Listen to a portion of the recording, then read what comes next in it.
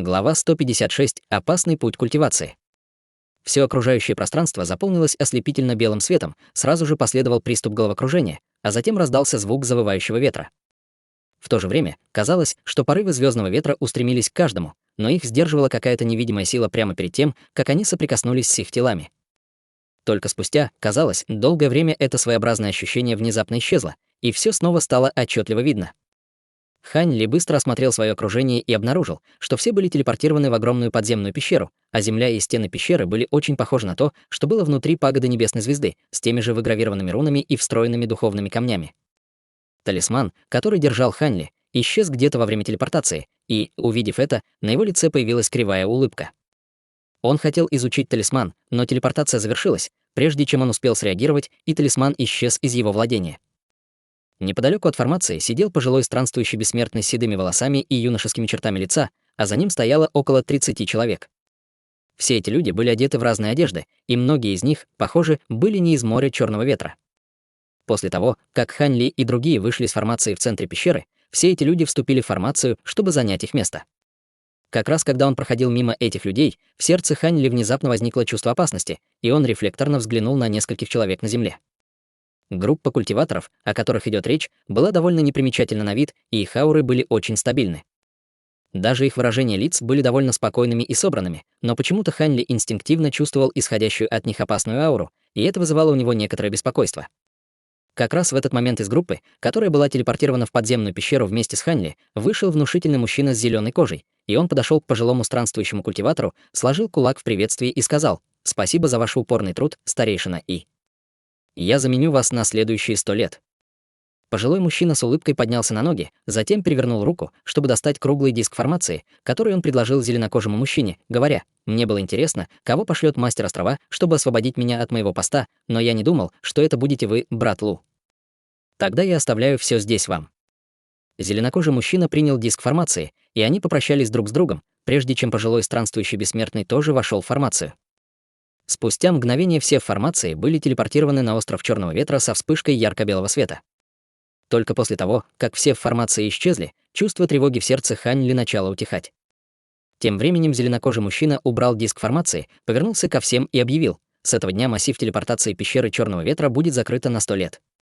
Если вы хотите вернуться в море Черного Ветра, возвращайтесь через 100 лет, когда формация снова откроется. Конечно, вам нужно подготовить достаточно камней бессмертного происхождения, чтобы покрыть расходы на телепортацию. Если вы покинете эту пещеру и будете двигаться на север вдоль береговой линии несколько тысяч километров, вы доберетесь до Приморского города. Те из вас, кто впервые посещает континент первобытной волны, могут заглянуть в Приморский город за припасами, прежде чем продолжить свой путь. Желаю вам всем гладкого путешествия. Все сложили кулаки в приветствии в сторону зеленокожего мужчины, прежде чем выйти из подземной пещеры. Хань Ли последовал за всеми из пещеры, и его тут же встретил легкий рыбный запах в воздухе, который донес до его ноздрей морской бриз. Он поднялся в воздух, и с этой выгодной позиции он увидел, что находится над обширным и бескрайним морем.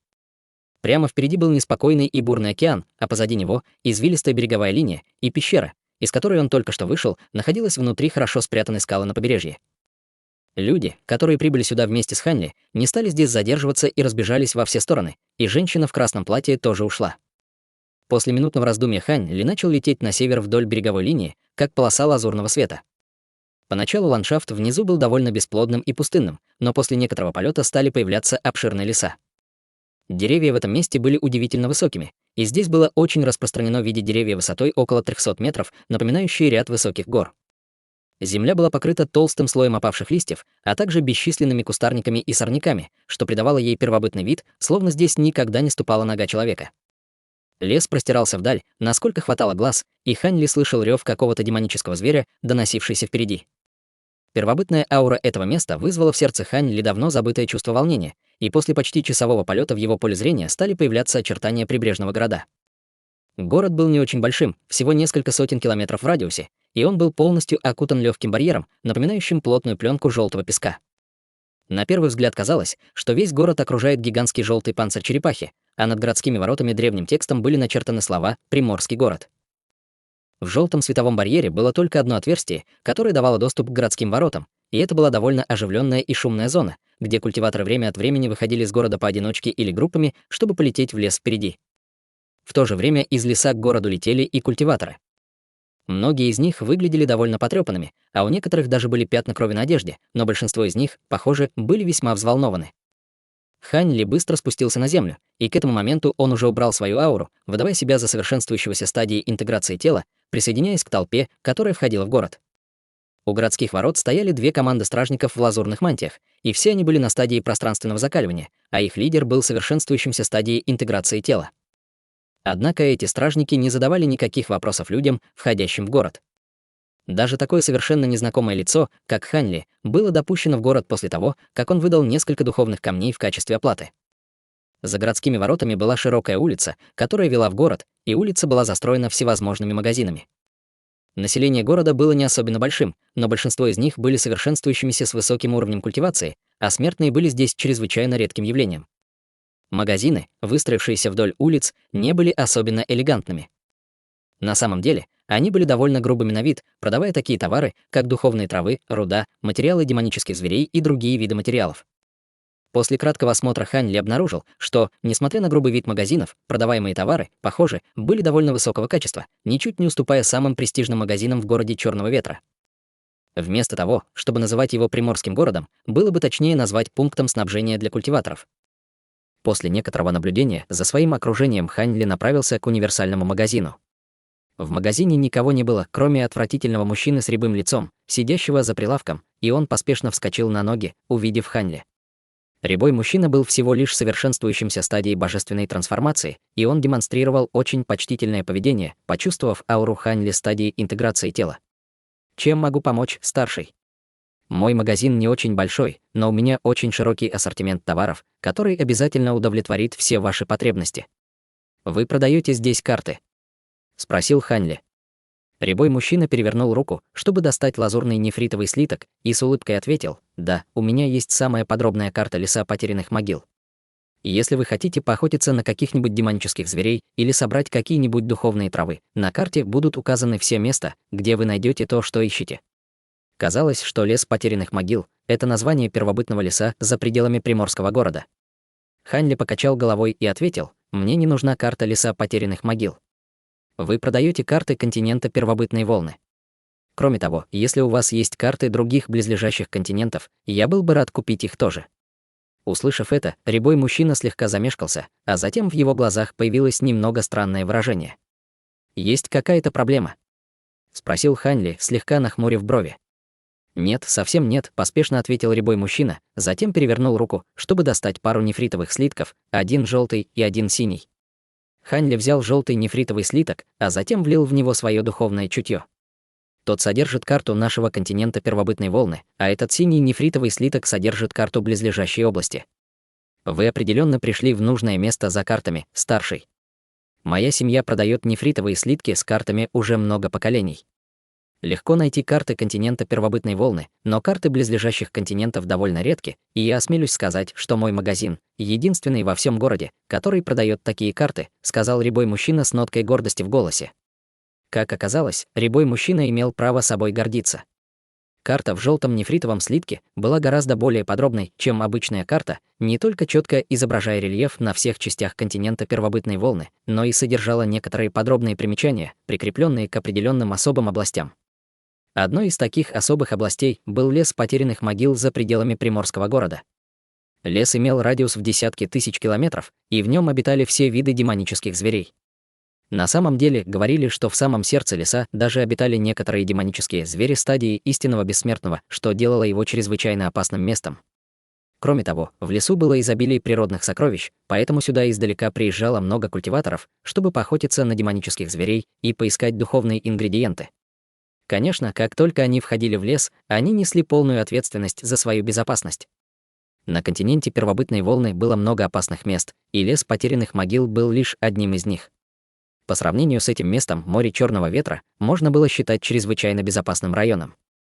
Вскоре после этого Хань Ли забрал свое духовное чутье из желтого нефритового слитка, и на его лице появилось неуверенное выражение. Хотя он уже подготовился к этой поездке, казалось, что царство бессмертных за пределами моря Черного Ветра было гораздо опаснее, чем он себе представлял. Даже с его нынешними силами он не осмелился бы заявить, что сможет безопасно пересечь континент первобытной волны, и это было прекрасной иллюстрацией того, насколько опасным может быть путь культивации. После небольшой паузы Хань Ли влил свое духовное чутье в синий нефритовый слиток и спустя мгновение снова забрал его.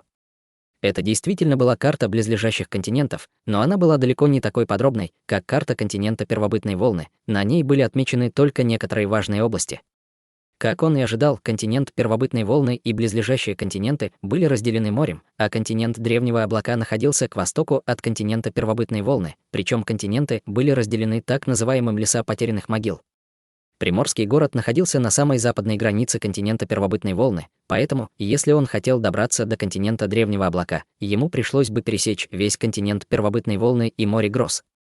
Согласно примечаниям на карте, море гроз, как следует из его названия, круглый год было наполнено сильными грозами, что делало его чрезвычайно опасным местом для путешествий.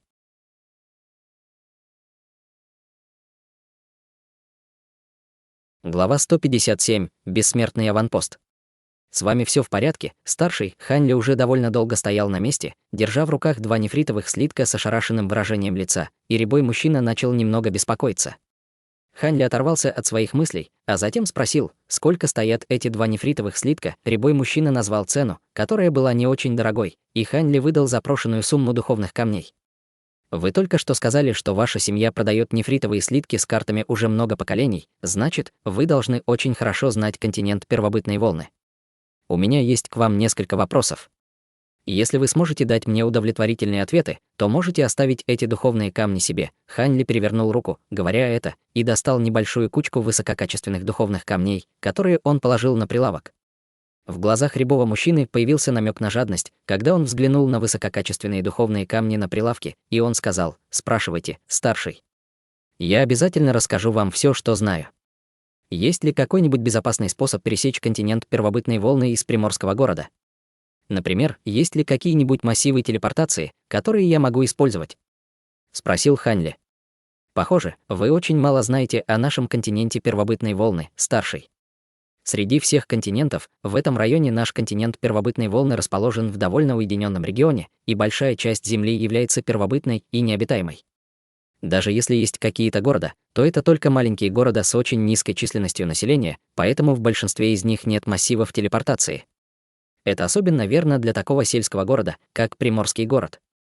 Следовательно, если вы хотите куда-то добраться отсюда, единственный способ — это долететь туда, ответил рябой мужчина.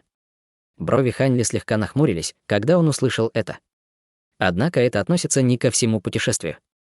Хотя в приморском городе нет массивов телепортации, центральный регион континента гораздо более процветающий, и там есть несколько городов, где есть массивы телепортации, но я слышал, что стоимость использования этих массивов телепортации чрезвычайно высока, поспешно добавил рябой мужчина. Вы знаете, в каких городах континента есть массивы телепортации? Спросил Хань Ли. Все города с массивами телепортации уже отмечены на карте континента первобытной волны. Возможно, вы их не заметили, но это те, на которых есть белые символы вихря, ответил рябой мужчина с улыбкой. Услышав это, Хань Ли слегка замешкался, а затем снова влил свое духовное чутье в желтый нефритовый слиток, и действительно, в центральном и восточном регионах континента первобытной волны были некоторые города, на которых были крошечные белые символы вихря. Понятно, Хань Ли кивнул, забирая свое духовное чутье из нефритового слитка. На карте было довольно много таких городов, поэтому, если бы он смог добраться до центрального региона континента первобытной волны, остальная часть его путешествия по континенту была бы гораздо безопаснее.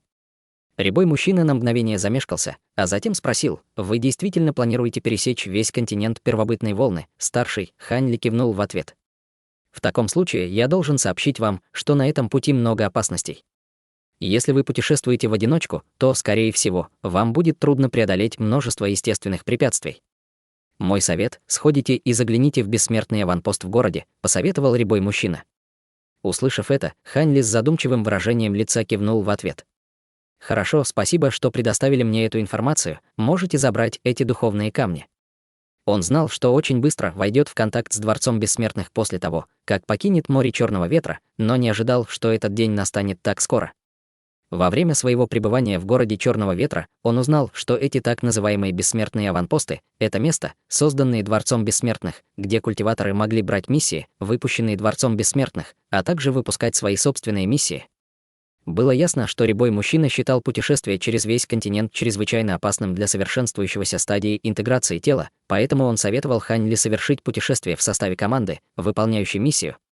С его нынешней базой культивации он мог бы совершить путешествие в одиночку, но это был совершенно незнакомый ему континент, и ему не хватало всех его сокровищ, поэтому лучше было принять некоторые меры предосторожности. Подумав об этом, он на прощание кивнул рябому мужчине, прежде чем выйти из магазина. В городе не было ограничений на полеты, и, пролетев некоторое время по главной улице города, перед Хань Ли появилось золотое здание. Здание располагалось на холме и выглядело так, словно оно было построено из чистого золота. Самым примечательным в нем было то, что на крыше здания был выгравирован огромный золотой дракон, ревущий в небеса, представляя собой грозное и величественное зрелище. Золотое здание, казалось, было довольно похоже на императорские дворцы мира смертных, и все смертные, проходящие мимо, смотрели на здание с благоговением и почтением в глазах. Над воротами Золотого дворца виднелись слова «Бессмертный аванпост», начертанные древним текстом. Хань Ли на мгновение остановился у входа в здание, прежде чем войти внутрь. Войдя, он увидел огромный и просторный зал, размером не менее 3000 метров. В зале было много совершенствующихся, одетых в разные одежды, но большинство из них были на стадии божественной трансформации или ниже, и вокруг почти не было культиваторов в стадии пространственного закаливания. В левой части зала находился большой магазин, в котором продавались всевозможные сокровища, пилюли и духовные материалы. Продаваемые здесь товары, казалось, были немного лучшего качества, чем товары, продаваемые в магазинах города, и, как следствие, он привлекал довольно много покупателей. В правой части зала находился еще один магазин, перед которым стояла серия длинных каменных столов. Похоже, это был магазин, который занимался исключительно скупкой, и снаружи стояло много культиваторов, которые ждали, чтобы продать что-нибудь магазину. Залом и этими магазинами управляли какие-то культиваторы в золотых мантиях с тем же изображением золотого дракона, вышитым на их мантиях, и самым сильным среди них был культиватор стадии пространственного закаливания, который сидел в глубине зала с закрытыми глазами. Зал напоминал небольшой город, и он был гораздо более оживленным и шумным, чем настоящий город снаружи. В самом центре зала находилась огромная лазурная нефритовая стена, на которой было начертано множество строк мелкого текста, содержащего описание миссий и соответствующие награды. Рядом с каменной стеной собралось много культиваторов, которые изучали миссии на стене, а некоторые из них разговаривали со своими товарищами, по-видимому, оценивая, стоит ли брать миссию. Хань Ли взглянул на магазины по обе стороны зала, а затем не обратил на них больше внимания, направившись прямо к каменной стене в центре зала. На стене было огромное количество миссий, и они постоянно менялись с перерывами. Однако миссии в самом верху каменной стены были отображены золотым текстом, и они были единственными постоянными миссиями на стене, в то время как остальные миссии, которые постоянно менялись, были начертаны белым текстом.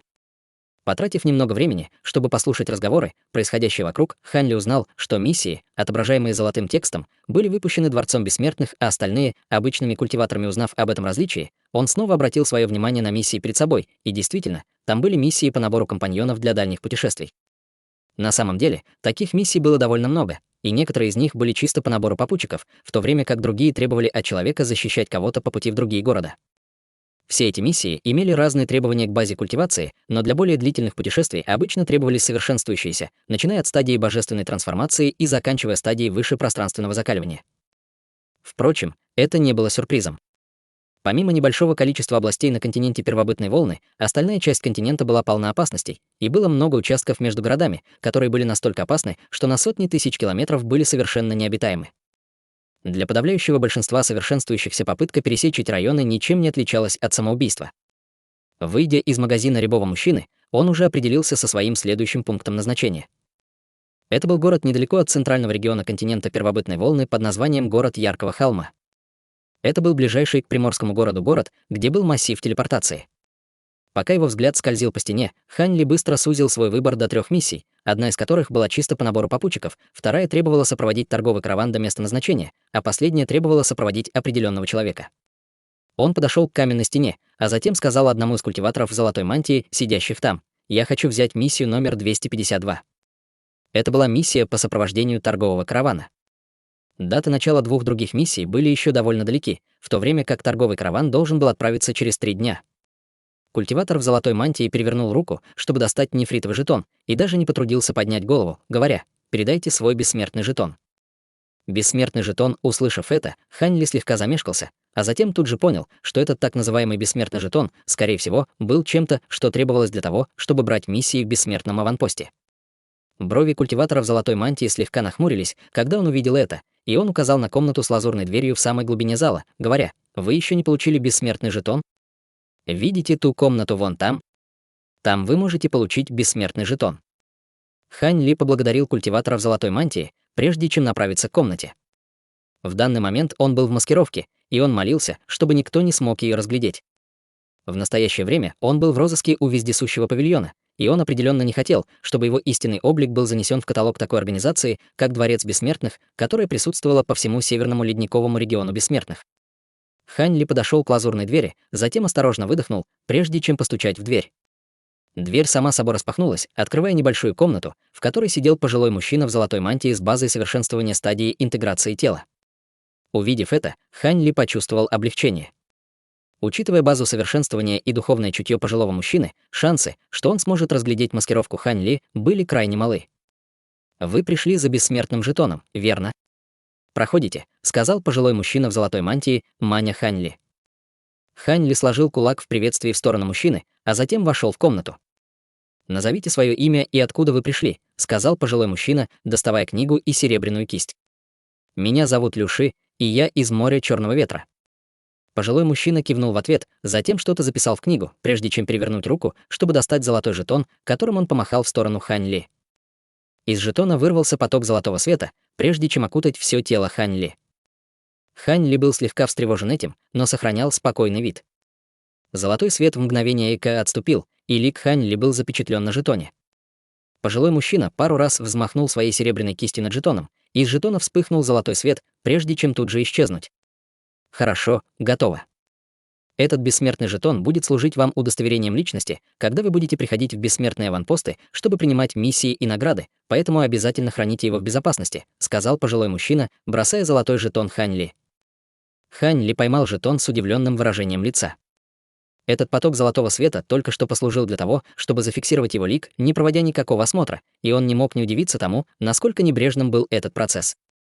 Или, может быть, маски гильдии странников могли обойти проверку личности Дворца Бессмертных. Пожилой мужчина в золотой мантии, казалось, заметил выражение лица Хань Ли и сказал многозначительным голосом: «Наш Дворец Бессмертных не собирается слишком много знать о наших собратьях-даосах, и нам все равно, показали ли вы нам свой истинный облик». Услышав это, Хань Ли поднял бровь, затем кивнул пожилому мужчине, прежде чем выйти из комнаты. Глядя на толпы людей в зале, он понял, что, скорее всего, именно из-за того, насколько небрежным был процесс администрирования, здесь собралось так много людей.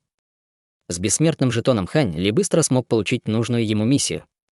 Один из культиваторов в золотой мантии, сидящих рядом с каменной стеной, наложил на него заклинание, и на его бессмертном жетоне тут же появился отрывок текста, предписывающий ему отправиться в гостиницу в городе, чтобы встретиться с человеком, который выпустил миссию.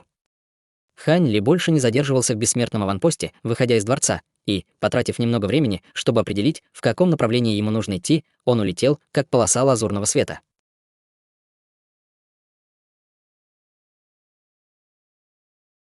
Глава 158. Отправление в путь. Приморский город, гостиница «Белое облако».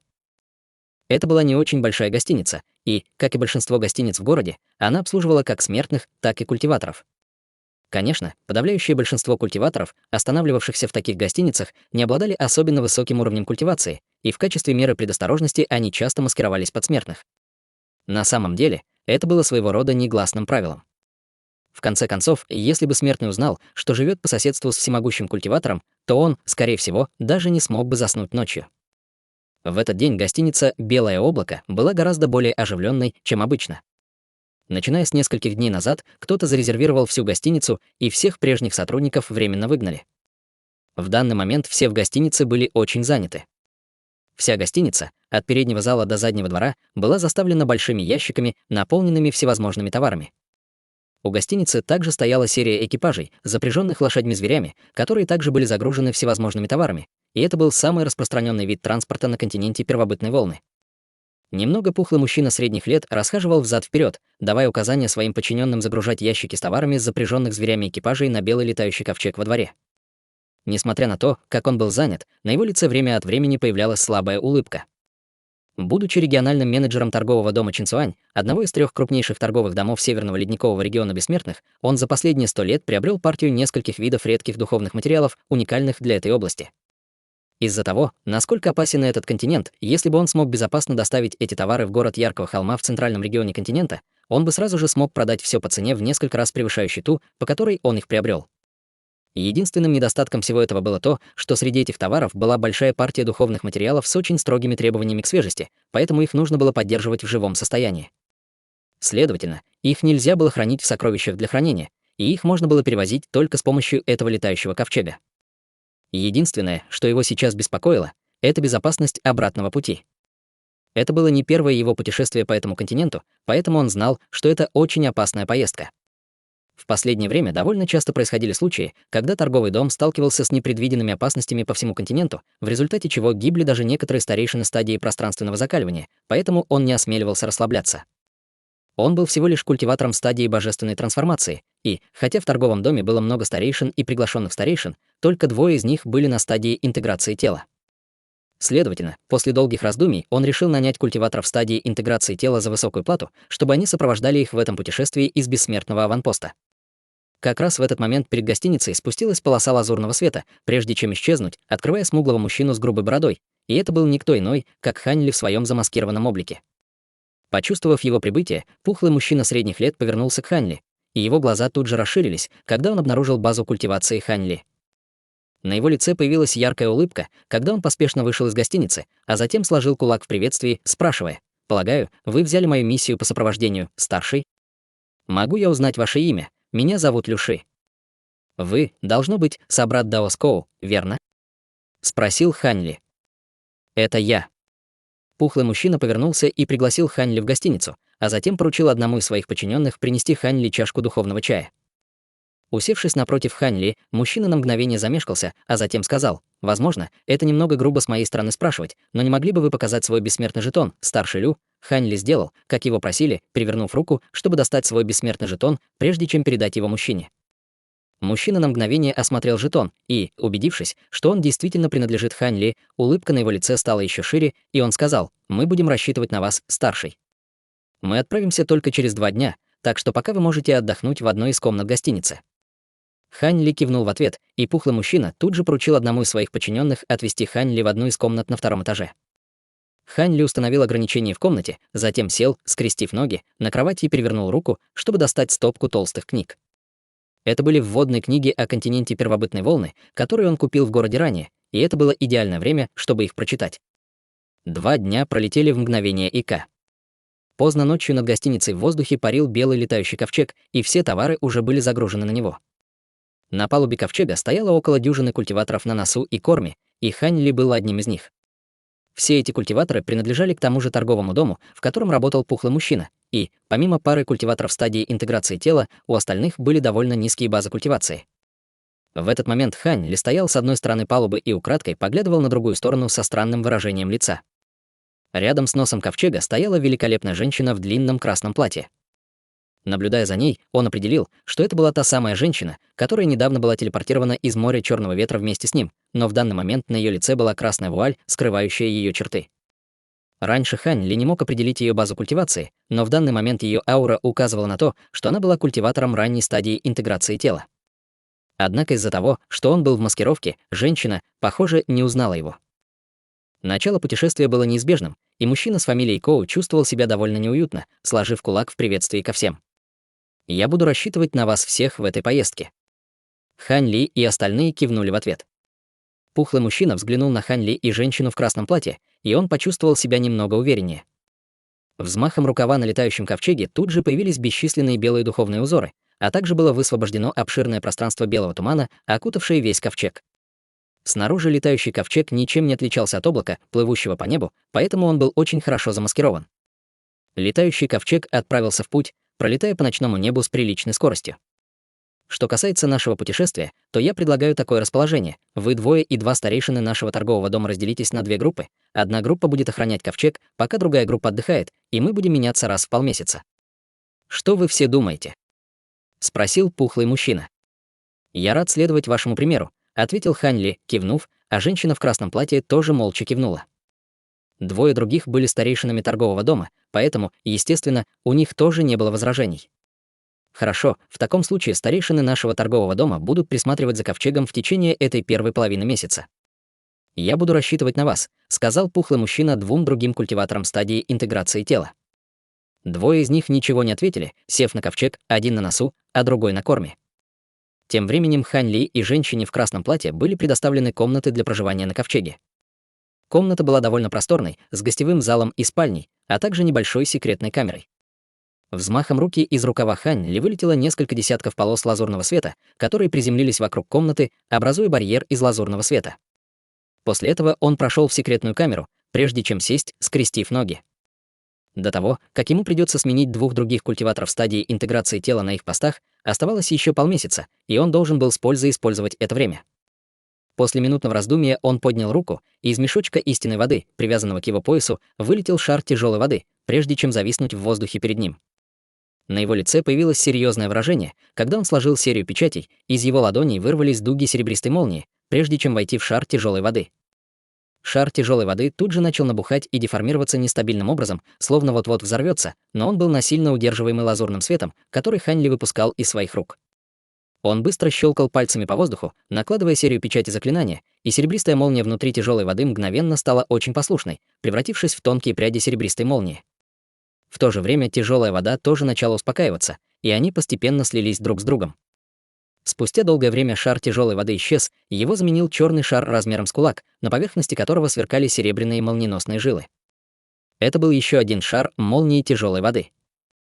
К этому моменту Хань Ли уже довольно хорошо овладел созданием молнии тяжелой воды, и он на мгновение осмотрел черный шар, прежде чем убрать его.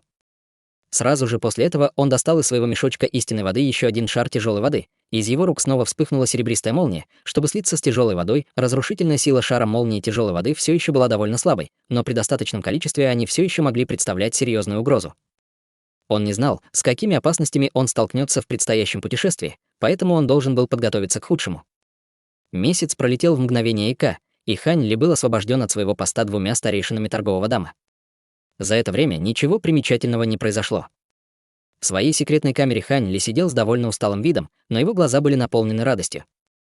Он уже переработал часть тяжелой воды, которую нес в шары молнии тяжелой воды, и всего получилось 7 или 8 шаров.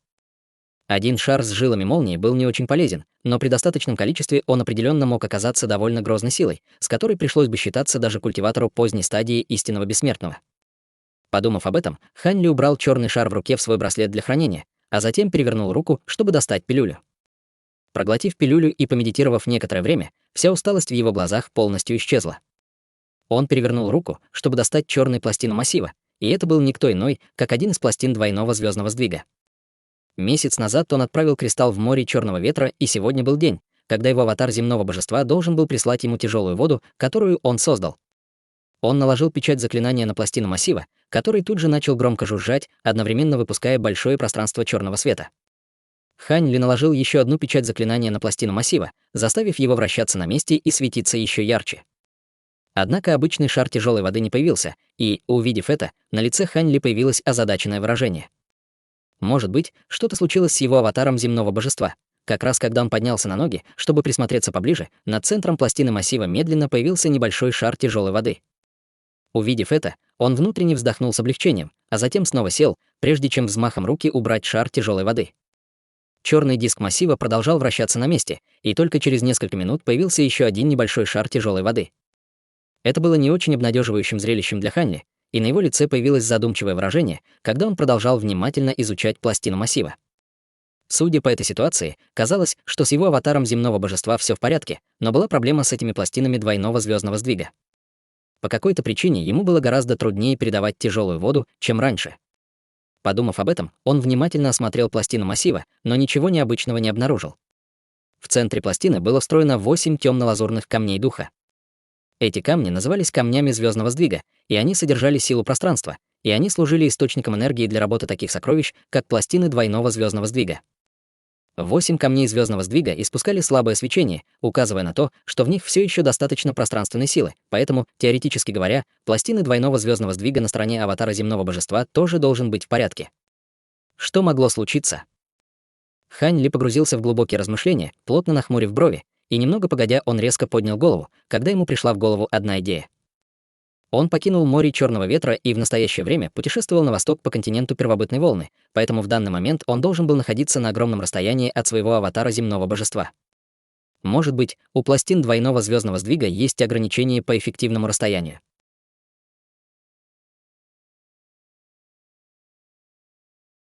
Глава 159. Путешествие на восток. Чем больше Хань Ли думал об этом, тем больше он убеждался, что эта проблема должна быть связана с расстоянием. Логично, что эта пластина массива будет функционировать аналогично массиву телепортации, поэтому чем больше расстояние, тем труднее передача. Озабоченное выражение появилось на его лице, когда он пришел к этому выводу. Он только что прибыл на континент первобытной волны, поэтому он все еще был довольно далеко от пылающего дракона, но ему уже становилось крайне трудно получать тяжелую воду. К тому времени, когда он достигнет пылающего дракона, пластины двойного звездного сдвига, скорее всего, станут совершенно бесполезными. Однако он не мог просто отказаться от своего путешествия к пылающего дракона по этой причине, поэтому это была просто проблема, которую ему придется решить после того, как он достигнет пылающего дракона. Подумав об этом, он снова сосредоточил свое внимание на пластине двойного звездного сдвига. Видя, что он все еще может передавать ему тяжелую воду на данный момент, он должен был воспользоваться этой возможностью, прежде чем она пройдет мимо него. Когда он был в море Черного ветра, его аватару земного божества требовались всего лишь мгновения, чтобы передать ему всю тяжелую воду, которую он создал за месяц, но на этот раз тот же процесс занял целых 3 дня.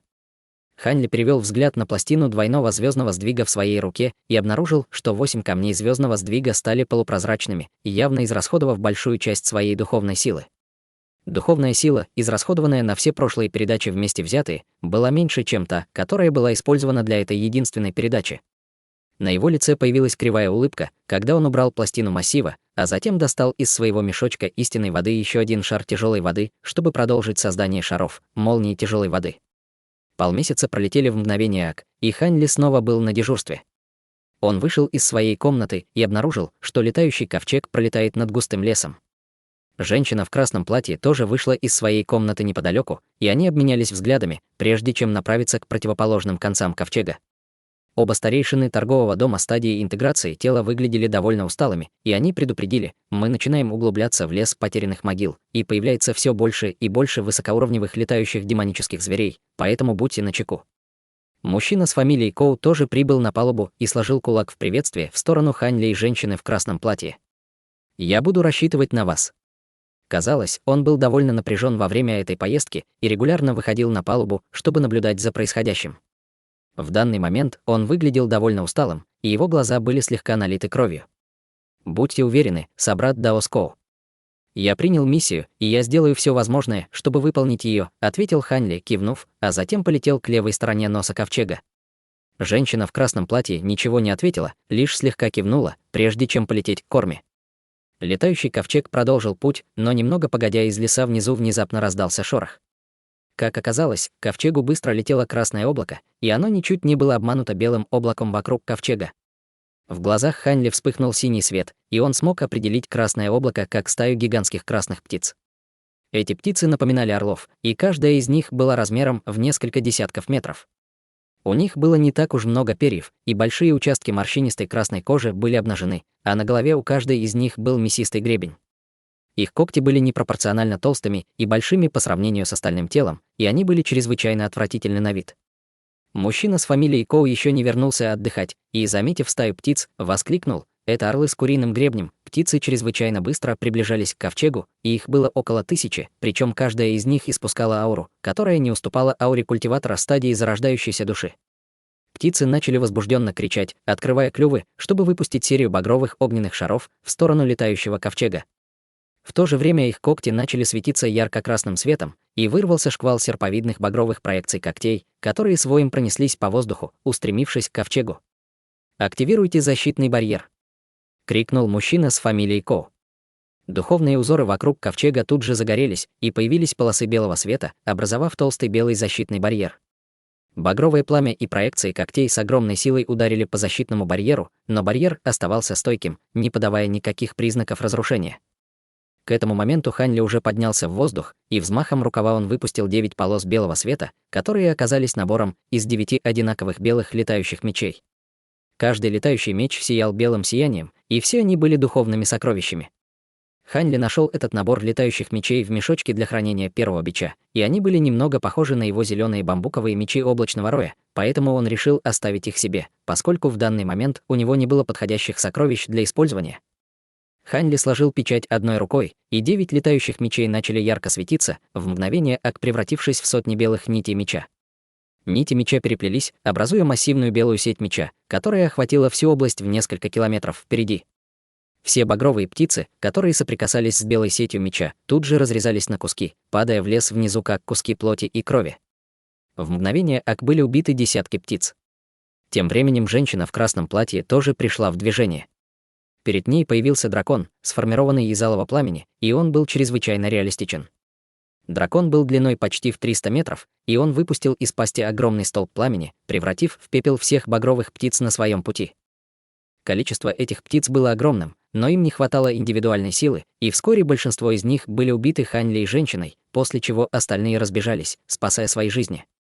9 летающих мечей по его приказу вернулись к Хань Ли, и летающий ковчег продолжил путь, но вскоре впереди снова возникло беспокойство, и ковчег подвергся нападению роя черных шершней.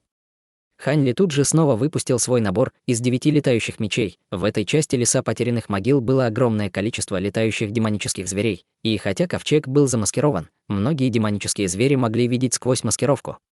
Бывали дни, когда ковчег подвергался нападению более 10 раз в день, но, к счастью, мужчина с фамилией Коу был хорошо знаком с расположением леса и намеренно направлял ковчег так, чтобы он избегал всех мест обитания могущественных демонических зверей. В результате на них нападали только демонические звери, которые не были такими уж грозными, и, учитывая, что Хань Ли и женщина в красном на самом деле были культиваторами истинного бессмертного, замаскированными под культиваторов интеграции тела, у них, естественно, не было проблем с отражением этих атак. Увидев это, мужчина с фамилией Коу почувствовал себя гораздо спокойнее. Однако из-за всех этих нападений летающий ковчег часто был вынужден снижать скорость, поэтому продвижение было не идеальным. Примерно еще дюжина дней пролетела в мгновение ока. Гигантский белый вихрь, образованный бесчисленными быстро вращающимися белыми нитями меча, полностью окутал огромного лазурного зверя, заманив его внутрь.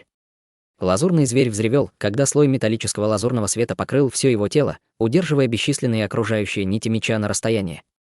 В то же время он выпускал из пасти порывы свирепого лазурного ветра, пытаясь разрушить вихрь вокруг себя. Однако белые нити меча были чрезвычайно грозными, и они смогли быстро разрезать темно-лазурный свет вокруг гигантского зверя на клочки, прежде чем проникнуть в его тело. Лазурный зверь даже не успел закричать, как был разрезан на кучу мяса бесчисленными нитями меча. Взмахом руки бесчисленные нити меча сошлись, чтобы по его приказу снова сформировать 9 летающих мечей, а затем вернулись в его рукав. Рядом с летающим ковчегом все еще было несколько других лазурных зверей, и все они тоже были быстро убиты, после чего ковчег продолжил путь. К этому моменту растительность леса внизу постепенно редела, обнажая большие участки земли, и казалось, что они наконец-то вот-вот вылетят из леса потерянных могил. Почти еще через полдня лес внизу полностью исчез.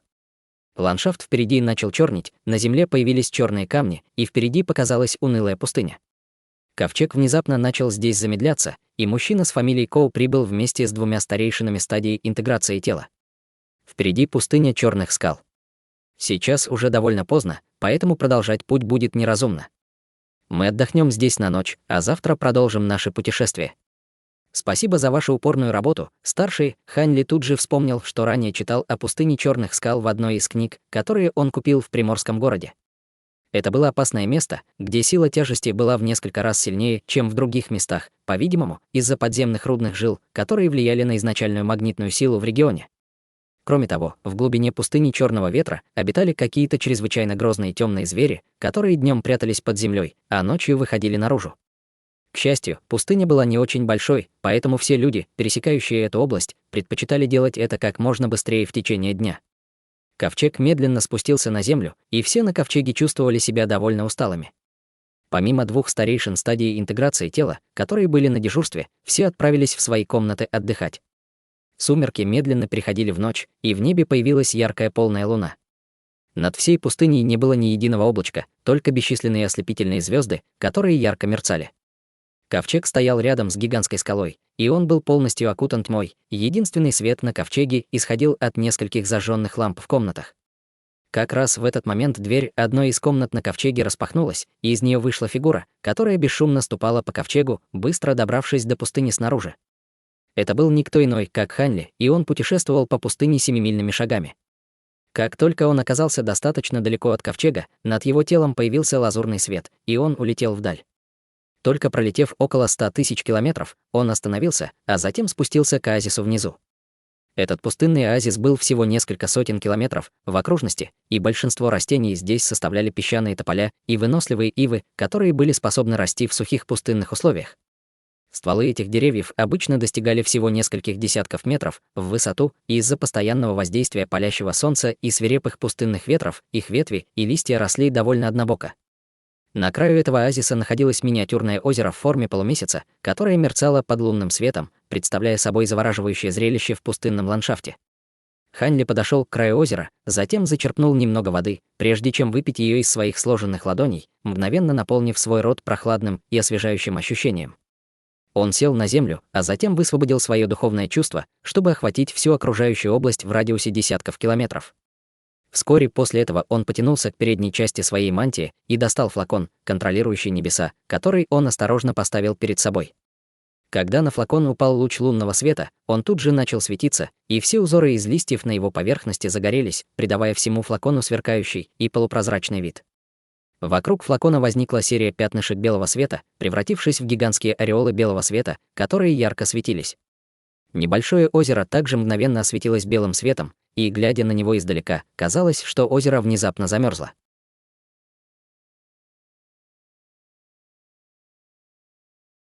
Глава 160. Гань Цзючжэнь.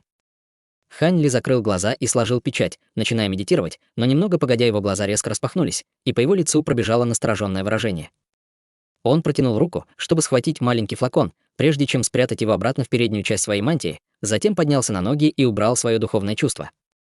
После этого он также быстро скрыл свою ауру, прежде чем спрятаться за одной из ближайших выносливых ив. Спустя мгновение над головой пролетела фигура, чрезвычайно скрытно улетая вдаль. На самом деле, фигура даже не спускала никаких колебаний духовной силы, и было такое ощущение, будто только что прошел смертный. В глазах Ханли вспыхнул синий свет, когда он взглянул на проходящую мимо фигуру, и на его лице появилось озадаченное выражение. Фигурой была никто иная, как женщина в красном платье, которая сопровождала его в этом путешествии. Женщина явно пришла не за ним, поэтому он сначала решил не вмешиваться в это дело. Однако она летела довольно медленно и намеренно скрывала свою ауру, что делало ее довольно подозрительной, и Ханли не мог не чувствовать некоторого беспокойства. Что эта женщина делает, выходя одна так поздно ночью? После минутного раздумья он перевернул руку, чтобы достать талисман невидимости высшего зенита. Сразу же после этого из кончика его пальца вырвался поток фиолетового света, и его тело постепенно стало невидимым. Хотя талисман обладал эффектом сокрытия ауры, Ханли не следовал слишком близко, следя за женщиной на расстоянии нескольких километров. Женщина, естественно, ничего об этом не подозревала и продолжала лететь вперед, примерно через 15 минут вылетев прямо из оазиса. Ханли следовал за ней до самого края оазиса и, убедившись, что она, похоже, не замышляет ничего плохого, он решил, что на этом он остановится. Следовательно, он остановился, прежде чем подготовиться к возвращению к озеру. Однако как раз в этот момент в ночи более чем в 3 километрах впереди внезапно появился поток ослепительного света, и 3 огромные тени появились, чтобы остановить женщину. Зрачки Ханли слегка сузились, когда он увидел это, и, как оказалось, 3 гигантские тени были 3 огромными белыми снежными жабами. Снежные жабы были чисто белого цвета, и их конечности и лица были покрыты толстым слоем инея.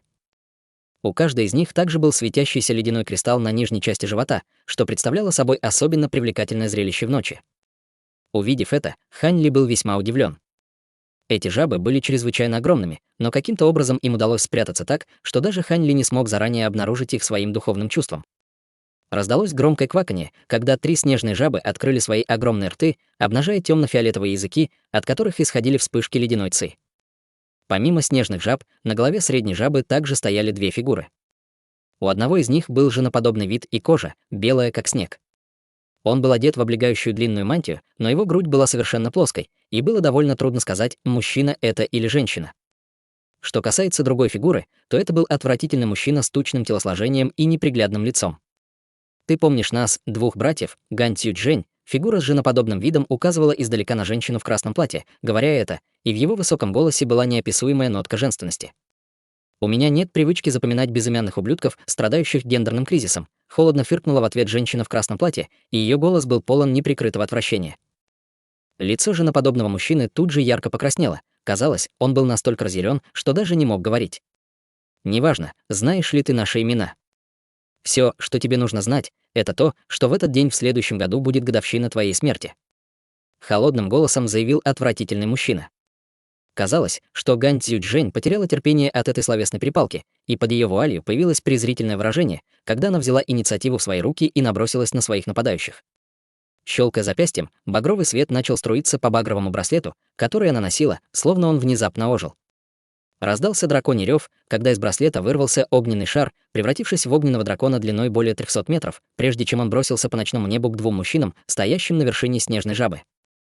Увидев это, выражение лица женоподобного мужчины слегка изменилось, и он наклонился, чтобы осторожно похлопать снежную жабу под ногами.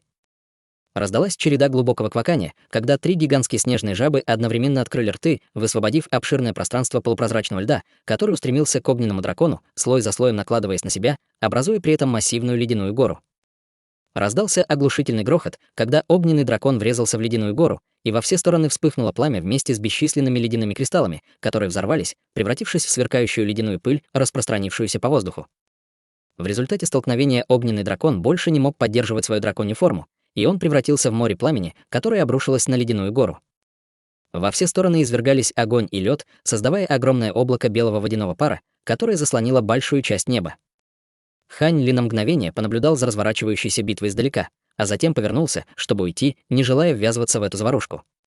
Однако как раз когда он повернулся, он внезапно почувствовал поток сильных колебаний духовной силы, устремившихся к нему, и он рефлекторно скрестил руки, чтобы создать перед собой барьер. Сразу же после этого его поразил мощный порыв невидимой формы, который отбросил его в сторону Гань Цзюйчжэнь, одновременно насильно лишив его эффекта сокрытия талисмана невидимости высшего зенита. Находясь в воздухе, он повернулся и обнаружил, что как раз на том месте, где он только что находился, появились еще 3 гигантские тени. Это был еще один набор из 3 снежных жаб, практически идентичных тем, что стояли перед Гань Цзюйчжэнь. Предчувствие опасности возникло в его сердце, когда он увидел это. Из его тела вспыхнул лазурный свет, когда он стабилизировался недалеко от Гань Цзюйчжэнь. «Я вижу, ты завербовала союзника. Если бы не то, что один из моих малышей подвергся мутации золотого глаза, я бы не смог его обнаружить», сказал женоподобный мужчина с соблазнительной улыбкой. Только услышав это, Хань Ли заметил, что снежная жаба под 2 мужчинами действительно немного отличается от других тем, что ее зрачки имеют слабый золотой оттенок. Хань Ли взглянул на 2 мужчин, а затем сказал: «Я просто прохожу мимо и не собираюсь вмешиваться в эту битву».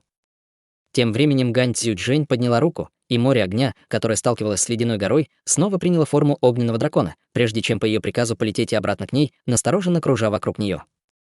Она взглянула на Хань Ли, и в ее глазах мелькнуло замешательство, но она ничего ему не сказала, снова направив свой взгляд на 2 мужчин, сосредоточив свое внимание на битве. «Мне все равно, просто ли ты проходишь мимо или являешься ее союзником. Теперь, когда ты вошел в наш массивом 6 жаб, расплавляющих огонь, тебе придется умереть здесь вместе с ней. Путь в загробную жизнь очень одинок, так что вы 2 можете составить друг другу компанию по дороге туда». Зловеще расхохотался отвратительный мужчина.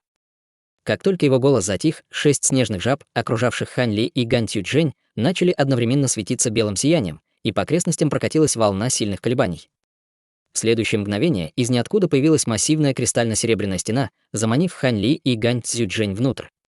Как только появилась кристаллическая стена, Хань Ли тут же почувствовал, как температура окружающего воздуха резко упала. В то же время из окружающего пространства раздалась череда потрескиваний, и начали появляться шестиугольные снежинки. Как оказалось, даже воздух начал замерзать. Увидев это, на лице Хань Ли появилось мрачное выражение, и его тело покрылось слоем лазурного света, когда его бессмертная духовная сила вытекла из его дантяня, образуя поток теплой энергии, которая распространилась по нему, чтобы сдерживать пронизывающий холод, как слой теплой одежды. Однако он быстро обнаружил, что его усилия совершенно бесполезны. Ледяная энергия в воздухе была пронизана частицами силы законов, которые могли легко обойти этот слой бессмертной духовной силы, и его истинная экстремальная мембрана также не была очень эффективна в защите от холода. Хань Ли заметил, что ледяная энергия просачивается сквозь его кожу, прежде чем направиться к его дантяню, и он как раз собирался вызвать своего ворона огненной сущности, чтобы отогнать пронизывающий холод, когда его тело внезапно покрылось слоем багрового пламени, чтобы мгновенно изгнать ледяную энергию. Он повернулся и обнаружил, что все тело Гань Цзюйчжэнь охвачено пламенем, и от ее запястья тянется огненный след, соединяющий ее пламя с его. Кроме того, она больше не скрывала свою ауру, и в результате Хань Ли обнаружил, что она была культиватором средней стадии истинного бессмертного. Как раз в этот момент рядом с ушами Хань Ли внезапно раздался голос Гань Цзючжэнь. «Собрат Дао Слюши, мне все равно, действительно ли вы просто случайно проходили мимо или намеренно следовали за мной сюда. У меня сейчас к вам только один вопрос. Вы готовы объединить со мной силы? Если вы просите моей помощи, значит, с этим массивом 6 жаб, расплавляющих огонь, должно быть довольно трудно справиться», ответил Хань Ли через голосовую передачу, слегка нахмурив брови. Это массив ледяного атрибута, который способен расплавить даже истинное пламя. «Надеюсь, это дает вам представление о том, с чем мы здесь имеем дело», холодным голосом ответила Гань Цзючжэнь. Как раз когда Хань Ли колебался, как поступить, он заметил, что слой алого пламени вокруг него медленно уменьшается, и жар, который выделялся, тоже отступает. Эти двое создали этот массив специально против меня, поэтому я не смогу долго сопротивляться его воздействию. Как только ледяная ци заморозит наши меридианы и дантянь, мы будем полностью в их власти. Пока Гань Цзючжэнь говорила, она продолжала черпать больше своей бессмертной духовной силы, чтобы усилить пламя вокруг себя и Хань Ли. Несмотря на ужасную ситуацию, в которой они оказались, ее голос был таким же спокойным и собранным, как и всегда, словно она говорила о чем-то совершенно обыденном. «Хорошо, я помогу вам», — ответил Хань Ли. Как только их союз был заключен, женоподобный мужчина начал петь заклинание. 6 снежных жаб одновременно открыли рты и начали издавать чрезвычайно пронзительный визжащий звук. Их длинные языки непрерывно трепетали во рту, когда высвобождались потоки серебряной ледяной ци, образуя 2 стены тумана, которые сходились с обеих сторон, прежде чем слиться с кристаллической стеной, в которой были заключены Хань Ли и Гань Цзючжэнь. Раздалась череда громких потрескиваний, когда кристаллическая стена становилась все толще и толще, постоянно смыкаясь вокруг дуэта Хань Ли, заставляя температуру окружающего воздуха падать еще больше. Хань Ли даже мог видеть вспышки ледяной ци, видимые невооруженным глазом, которые смыкались вокруг него, постоянно уменьшая слой алого пламени, в который он был окутан. «Собрат Дао Слю, если я сосредоточусь исключительно на том, чтобы помочь вам сдержать ледяную ци, есть ли у вас способ прорваться через этот массив?» — спросила Гань Цзючжэнь через голосовую передачу, складывая серию печатей, чтобы усилить свое пламя.